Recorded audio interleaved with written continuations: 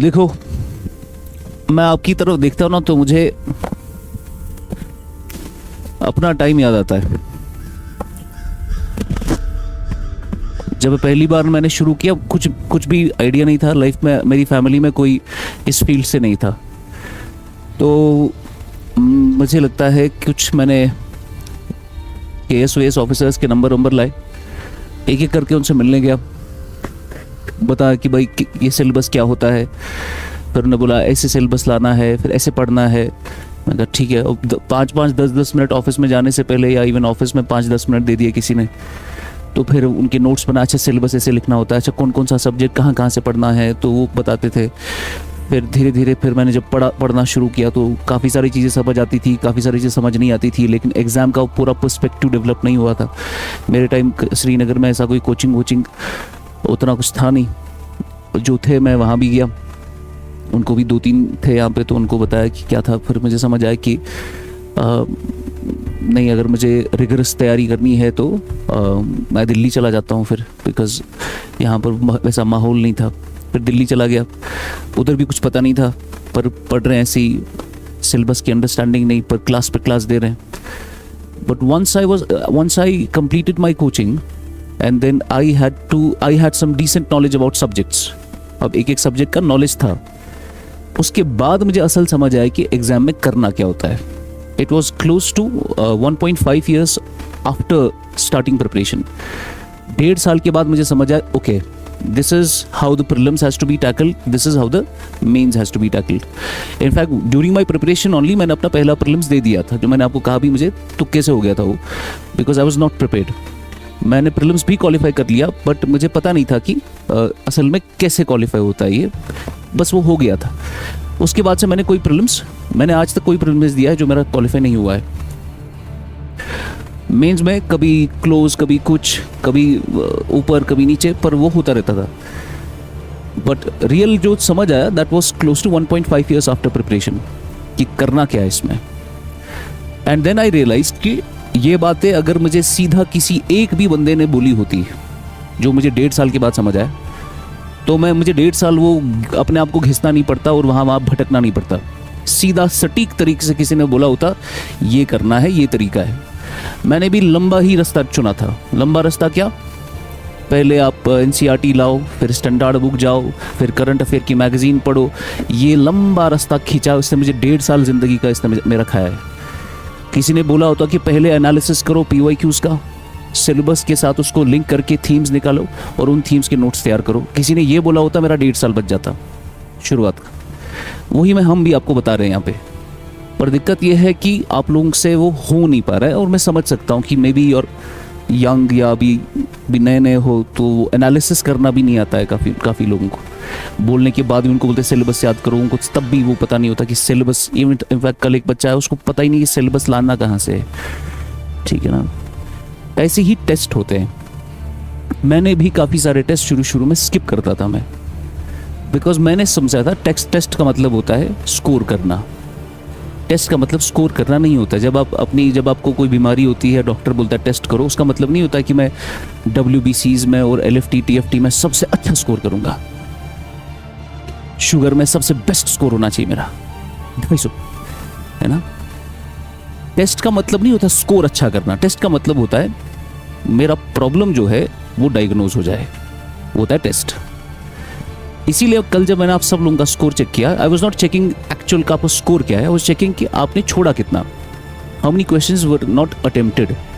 Because if you don't even attempt then there is no diagnosis नहीं होगा। फिर score से किसी को 54 आए, किसी हाईएस्ट 54 है, लोवेस्ट कुछ 2-3 मार्क्स है, उससे कोई फर्क नहीं पड़ेगा।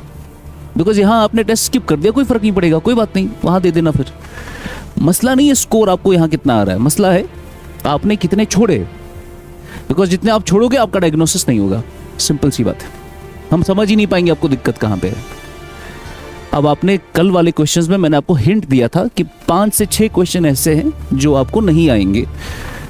मैं हिंट दे रहा था आपको कि 5 से 6 क्वेश्चन छोड़ सकते हो, बाकी आपको कम से कम 40 क्वेश्चन कर देने चाहिए थे। 40 question had to be attempted.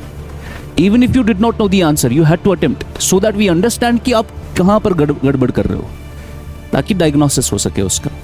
And I am dead sure आप में से 90% थे अपना फेलियर एनालाइज नहीं किया होगा। That's when you are out of the race. 90% of you who have not analyzed what happened yesterday, you're out of the race. मैं अभी बता रहा हूँ। लीडर्स का और चैंपियंस का और फाइटर्स का हमेशा एक चीज हमेशा तगड़ा होता है, that they analyse where they went wrong. वही है आपका असल एक्सपोजर टू टेस्ट्स। लाइफ में भी जब टेस्ट होते हैं तो अल्लाह ताला जब गिराता है आपको, तो वो गिराने के लिए नहीं गिराता, वो सिखाने के लिए गिराता है। तो कल जब आप गिरे तो गिरने के लिए नहीं गिराया आपको, सिखाने। मैं इजी पेपर डाल सकता था, नहीं डाल सकता था, मुझे आप रोकते नहीं। मैं आप सब लोगों को कम से कम 50-60 मार्क्स दिलवा सकता था, इजी पेपर डाल देता, ऑप्शन इजी कर लेता। ओनली 1 ओनली 2 नहीं रखता, 1 2 1 1 एंड 2, वो वाले तो इजी ऑप्शंस होते हैं। मैं पेयर मैचिंग वाले नहीं देते था क्वेश्चन आपको, मैं आपको आराम से पास करा सकता था। पर आप गिरते नहीं, और गिरते नहीं तो सीखते नहीं। और जो गिरने के बाद भी नहीं सीख रहा, वो कब का निकल चुका है, वो इस प्रिपरेशन में है ही नहीं, इस प्रिपरेशन में है ही नहीं वो। और by the time we are done, अभी जैसे आप नए नए बच्चे जिन्होंने अभी ज्वाइन किया है, by the time you are done with this course, you will see that 90% 80% of students are gone, because they understand कि this is not our cup of tea. ये रिगरस तैयारी है पर्सनालिटी की, ये सिर्फ ये टॉपिक्स की तैयारी नहीं है। ये है कि भाई जब ये आपका जैसे आपका जो ऑरा है, पर्सनालिटी है, वो आपको टेस्ट करना है। असल में इसमें कदम कदम पे टेस्ट होता है, इतनी सी बात है। बाकी जैसे वो बच्चे ने 2 टेस्ट छोड़ दिए, सारे क्लास आता है पर टेस्ट नहीं देता है, इसका क्या मतलब है? ही विल नेवर अंडरस्टैंड कि इसका प्रॉब्लम क्या है, इसको पता ही नहीं चलेगा कभी। कभी कभार आपको अपने बारे में खुद पता नहीं होता कि मेरे अंदर ये प्रॉब्लम्स थी, but when I got there, और फिर जब मुझे पता चला भाई I had a lot of loopholes in my personality, जो मुझे फिर समझ आया कि अच्छा this is what I am doing. और फिर it took me at least 1.5 years to work on my myself एक एक करके मैंने वो लिस्ट बनाया उसका कि मैं क्या क्या गड़बड़ करता हूँ, और वो आपको सामने वाला बोलता है, तो फिर आप बेहतर बनते हो, दिन ब दिन बेहतर बनते हो। तो वो उस सेंस में आगे जाना है। कोई यहाँ पर परफेक्ट नहीं है, जो आपको लगता है कोई परफेक्ट नहीं है। अब अभी किसी के साथ 6 दिन रहो, आपको समझ आएगा कि इसमें कितनी गलाजत भरी है, लेकिन वो फिर गलाजत रखनी नहीं है ना अपने अंदर, तो वो आप डायग्नोज करना है, ये 5 चीज़ें गड़बड़ है, इसको हटाएंगे, थोड़ा बेहतर बनेंगे। और ये थोड़ी आपका कोई, मैं हमेशा आपको बोलता हूँ, हालांकि मैं इसी फील्ड, मुझे नहीं बोलना चाहिए था, मैं ट्रेन कर रहा हूँ पिछले अभी 9 साल हो गए, ये 9th ईयर है मेरा, अगले साल 1 डेकेड पूरा हो जाएगा जब से मैं पढ़ा रहा हूँ बच्चों को सिविल सर्विसेज के लिए। लगभग 100 के ऊपर KS ऑफिसर्स है जिन्होंने मेरे अंडर पढ़ा है, जिनको मैंने गाइड किया है। मगर मैं आपको कह सकता हूँ कि मैं यही काम करता हूँ कि आपको मैं इस रास्ते पे चला सकूँ। उसके बाद भी बोल रहा हूँ, ये रास्ता जिंदगी का मकसद नहीं है, this is not why you were created, but this is immensely important to do the work जो असल आपको करना है। Immensely important, we need people to occupy every damn space. अब यू डोंट इवन नो कि मैं और किस मामले में हूँ, मैं और क्या क्या काम करता हूँ, but it is just one part of my life जहाँ पर I help students to get there. ये ज़रूरी करना है, अदरवाइज मुझे यहाँ क्विंटेसेंस में I don't even take a penny from here, मुझे कोई पैसा वैसा का यहाँ मिलता नहीं है कुछ खास, ठीक है। तो मगर ये कश्मीर में करना बहुत ज़रूरी है, ठीक है। तो but why, because Kashmir, it is important for Kashmir. आपको पता ही नहीं है कि अभी देखो क्या करता रहता है ये अब्दुल्ला, मैं कुछ कर ही नहीं सकता हूँ, क्यों? क्योंकि IAS ऑफिसर ने फाइल रोक के रखी है। It's immensely important for Kashmir. You have to occupy these government spaces, and there are other people that occupy other spaces. You have to occupy social media, you have to occupy academics, you have to occupy the so-called music industry, the podcast industry. ये सारी spaces occupy करनी है, तब जाके कश्मीर की आवाज़ बाहर निकलेगी। ऐसे ही गवर्नमेंट ऑफिसेज में को ऑक्यूपाई करना है। तो ये है काम, ये असल बहुत बड़ा काम है ये। आपको इसको ये लगता है, आपको ये आप यहाँ पे आए हैं कोचिंग करने, एग्जाम देना है और आपको जॉब मिलेगा। मेरा कोई इसमें रुचि नहीं है कि मैं आपको जॉब दिलाऊं, because I am not God, I don't play God. तो गॉड हैज़ डिसाइडेड कि उसने आपका रिस्क का मामला चलाना है, वो चलाएगा। वो मैं आपको रिस्क देने वाला हूँ नहीं, लेकिन मैं आपको एक डगर दे रहा हूँ कि ये करना बड़ा ज़रूरी है हमारे लिए। और इसको थोड़ा इस ख्वाब को थोड़ा अपनी हैसियत से थोड़ा बड़ा समझो। ये सिर्फ जॉब का काम नहीं है, ये आपकी रिस्पॉन्सिबिलिटी है। ये थोड़ा उस लेवल पे सोचो आप, ठीक है ना? थोड़ा बड़ा सोचो, जिंदगी में थोड़ा बड़ा सोचो और अपने से थोड़ा बाहर निकलो। मुझे ये हो रहा है, मुझे ये प्रॉब्लम है, मुझे ये है, मुझे ये सब छोड़ो आप। उसने ऐसे कर दिया या उसकी वजह से ऐसे हो गया, है ना, जैसे हम करते रहते हैं। आपकी मेजॉरिटी सारी प्रॉब्लम्स खुद की होती है। और ये मुझे कुरान से समझ आया। अल्लाह ताला कहते हैं कि हम, जो भी इंसान पे मुसीबत आती है वो उसकी खुद की कमाई होती है, हाथ की, उसे कमाया होता है, वो उसकी खुद की कमाई होती है जो अल्लाह ताला उसको मुसीबत की शक्ल में डालता है। कुरान इसकी गवाही देता है। तो ultimately blame yourself for everything that is happening in your life. बगल वाला क्या कर रहा है, किसी ने आपको कुछ कर लिया, तावीज कर लिया, सब जो बकवास चीजें होती रहती हैं, अपने आप को आप ब्लेम करो कि मैं कुछ गड़बड़ कर रहा हूं। अदरवाइज अल्लाह की जब प्रोटेक्शन आती है तो कोई कुछ नहीं कर सकता, कोई तावीज वावीज कुछ नहीं कर पाता। फिर ज्यादा से ज्यादा आपको क्या हो जाएगा, तो 1-2 हफ्ते के लिए बीमार हो जाओगे आप, मामला खत्म। Then you work upon yourself because you diagnose yourself कि मेरे अंदर क्या बीमारियां हैं, उसको मुझे कैसे दूर करना है। मैं जब यहाँ पढ़ाने, मैंने शायद पिछले बैच को बोला था, मैं पढ़ाने आया इधर, लास्ट ईयर की बात है ये। तो हुआ क्या कि उस वक्त ये स्टेज उस साइड से था, तो वहां से क्लास होता था, तो मैं वहां से आता था सीधा उस पे। तो मैं एक बार लेक्चर दे रहा हूं, तो मेरा लेक्चर क्या हुआ कि मुझे फंबल हुआ।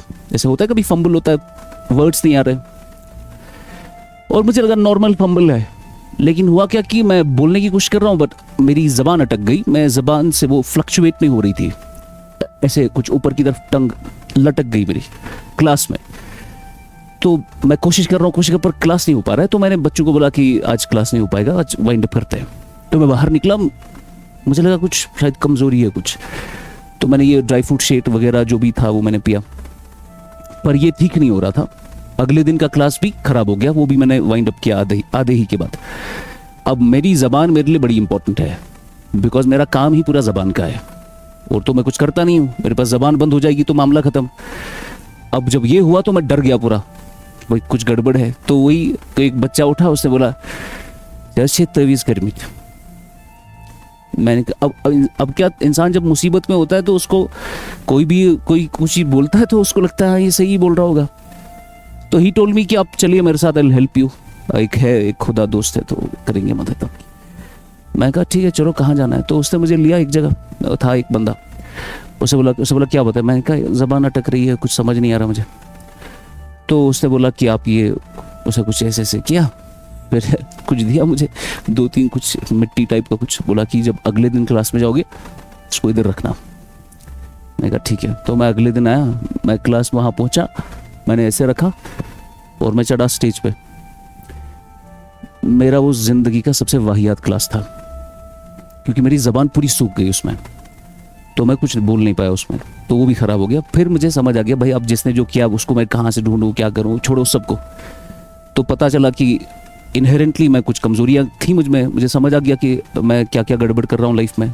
थोड़ा बैठा इंसान 1-2 घंटा अपने आप पे सोचा, पता चला कि आप कहाँ कहाँ गलतियाँ करते हैं, किसका हक खाया है आपने, किसके पैसे खाए हैं, किसके राइट्स खाए, अल्लाह ताला का हक पूरा करते हो नहीं करते हो। वो सारा अपने आप पे डायग्नोसिस किया, 5-6 चीज़ें पता चली, उस पर काम करना शुरू किया, और धीरे धीरे ज़बान भी ठीक हुई। उतना भी ठीक नहीं हुआ, अभी भी मुझे होता है।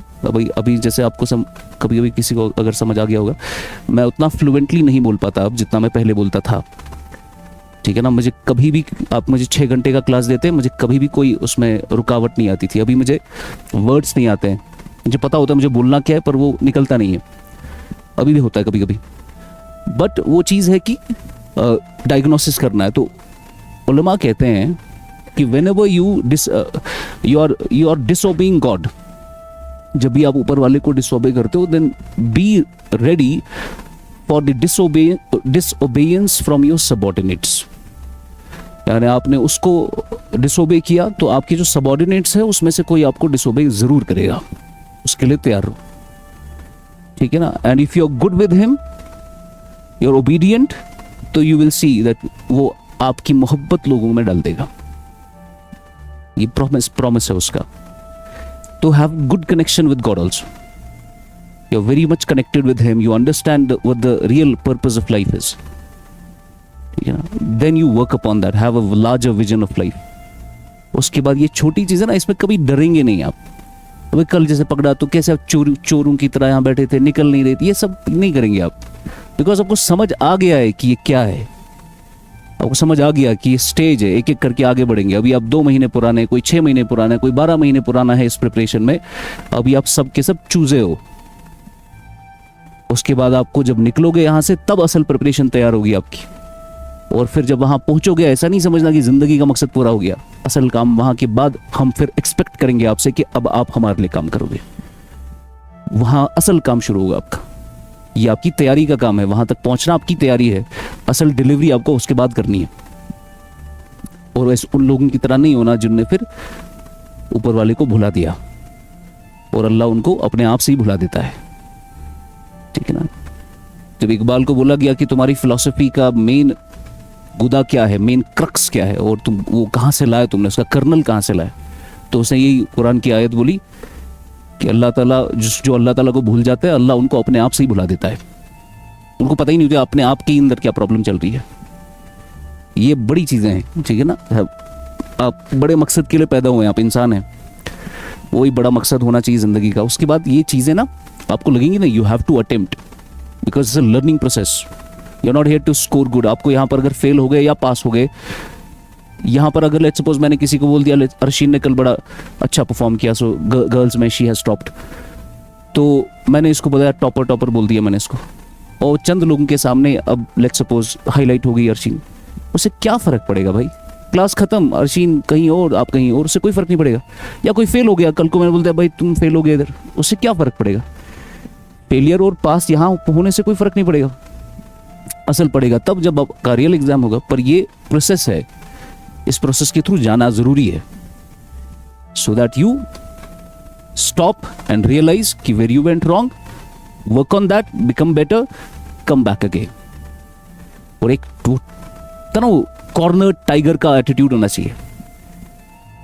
कैसे, जब टाइगर को कोई कॉर्नर करता है ना, ऐसे 10 लोग आगे आ रहे उसके नजदीक, तो कॉर्नर वो क्या करता है टाइगर, वो पीछे पीछे जाता है, पीछे पीछे जाता है, पीछे पीछे जाता है, और वो कॉर्नर हो गया, सामने लोग खड़े हैं।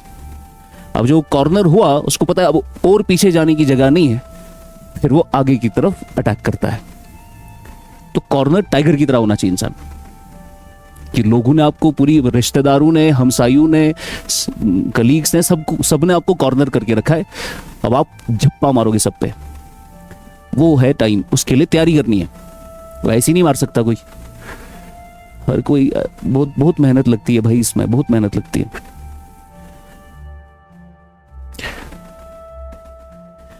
चलो, और ऐसा भी नहीं, देखो अब यहाँ पर ना मैं ज़्यादा स्पून फीडिंग करा रहा हूँ आपको, बिकॉज आई नो कि आप लोग नहीं करोगे खुद, अदरवाइज आई डोंट, मेरा ये कोई काम नहीं है कि मैं आपको एक एक क्वेश्चन कराऊँ, मैं आपको एक एक क्वेश्चन कराता हूँ, मेरा ये काम नहीं है, to be honest. This is, I am not being fair to my job.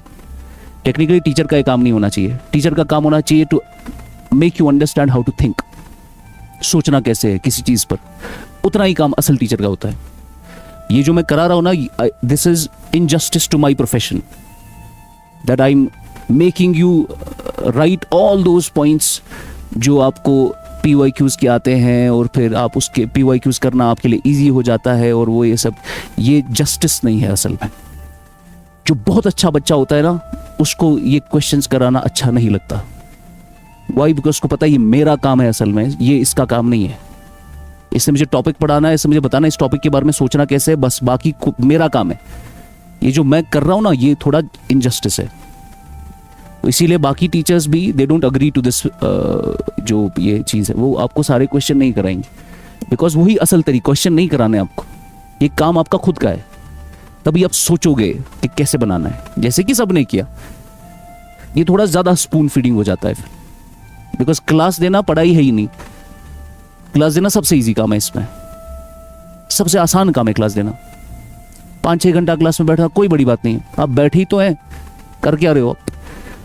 लेकिन असल है जब आप घर पे फिर अपना एक्टिव स्टडी करोगे आप, दैट इज एक्चुअल स्टडी। तो क्लास आपको बताएगा कि this is the direction, now work on, you know, move upon that path. उसके बाद चलना है आपको उस रास्ते पे। उतना ही काम है क्लासेस का।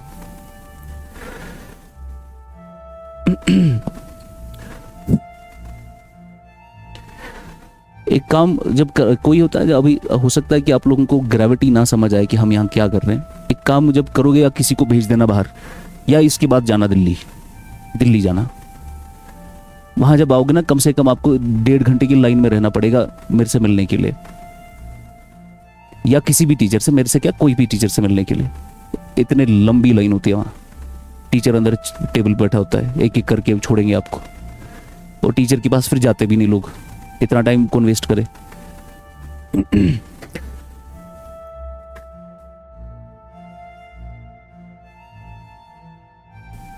जो छोटे बच्चे लगभग, जिनका घर पे ऐसा कोई ये गड़बड़ नहीं है कि उन पर जिम्मेदारी है डिलीवर करने की, और उनको जॉब करना ज़रूरी है बिकॉज फैमिली उन पर डिपेंडेंट है, ऐसा अगर नहीं है, आप अनएम्प्लॉयड नहीं रहोगे। आपका रिस्क का जिम्मेदारी ले चुका है अल्लाह, डरो मत, ये जॉब वॉब आते रहेंगे, आप सेटल हो जाओगे।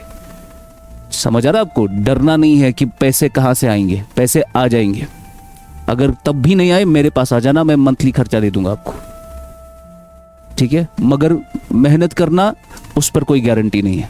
रिस्क पर अल्लाह की गारंटी है, मेहनत पे गारंटी नहीं है। आपको अल्लाह माफ करेगा, उसकी कोई गारंटी नहीं है। तो अपने आप पे काम करो आप, कम से कम जब तक कि ये पूरा सिलेबस कवर हो जाए और आपको एग्जाम हाथ में आ जाए, आपको लग जाएगा, फिर आपको फील हो जाएगा कि एग्जाम मुझे समझ आ गया कैसे करना है। अब ये लक का खेल होगा नहीं होगा। जब ये फील होगा ना आपको कि एग्जाम मुझे समझ आ गया, अब ये लक का खेल है, मेरी तरफ से कोई गड़बड़ नहीं है, जब ये फील आना शुरू हो जाएगा आपको, तब सारे एग्जाम के लिए बैठना। फिर जितने सारे एग्जाम है सबके लिए बैठना। एसएसबी का छोटे से छोटा एग्जाम, बड़े से बड़ा एग्जाम, केएस का एग्जाम, यूपीएससी, सारे एग्जाम्स के लिए बैठना। गारंटीड कहीं ना कहीं सिलेक्शन होगा आपका, पर प्रोवाइडेड आपने अपने आप पर काम किया है। वरना इसी क्लास में बच्चे हैं जिनको कोई पता ही नहीं होता कि क्लास में क्या चल रहा है, वो जाएंगे यहाँ पर, वो तब भी नहीं पढ़ेंगे। ऐसे बच्चों की, उनकी इस प्रिपरेशन में वक्त ही ज़ाया है। उनका कोई जॉब रिलेटेड, गवर्नमेंट जॉब्स में ऐसा कोई अपॉर्चुनिटी नहीं है। उनको वही बिजनेस दुकानदारी, जो भी उनकी फैमिली वगैरह जो बिजनेस है, उसी को कंटिन्यू करना है। फिर ऐसा जैसे हुआ। और ये bureaucracy is not the end game. आपको पता ही नहीं उसके बाद आप क्या क्या कर सकते हो, ठीक है ना? It's not the end game. मैं अगर खुल के बोलता आपको कि मेरा ख्वाब क्या है, पर मैं बोलना नहीं चाहता हूँ। चलो, जीएसटी, सॉरी, फाइनेंस कमीशन।